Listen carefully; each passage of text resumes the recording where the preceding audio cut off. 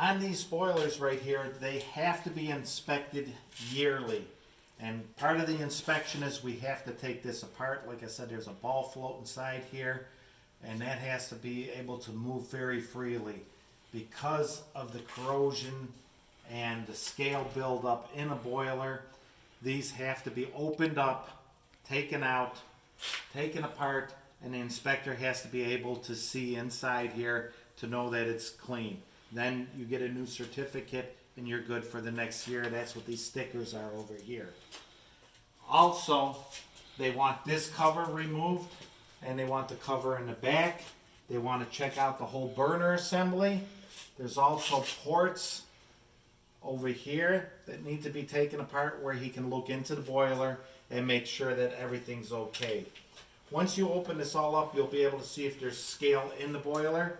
If there's scale in the boiler, you're going to have to use a mild acid, and you're going to have to pump that through your boiler, and hopefully that acid will take that scale down to just like a slushy mud, and you can just rinse it out of your boiler.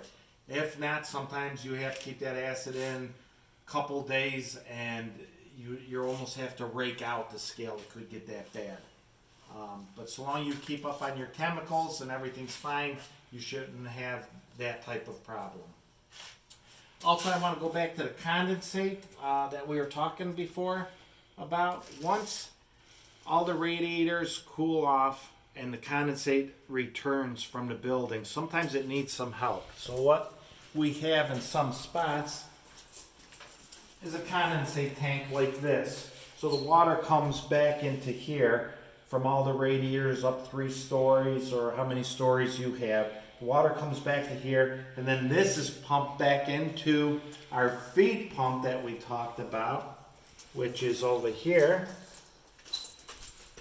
It gets pumped into here, and again, that's our hot water coming back here.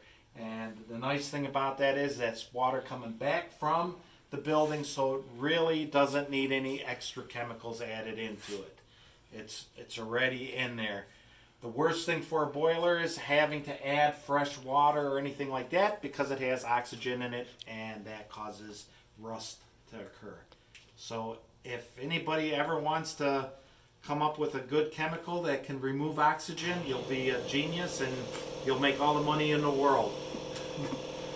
The next thing I want to talk about is there's traps also all on the boiler. There's different types. We showed you one trap on our previous video, and that was a small round trap. We took the lid off and we showed you how that worked. This is also a trap. This works the same way, only this works with a ball float on it. There's a little ball float inside here, and when it fills up with water, once it has enough water in it for the condensate, then it returns right back into our boiler. So you'll see these types of traps also. We do have a link at the beginning of this that's going to explain a lot more.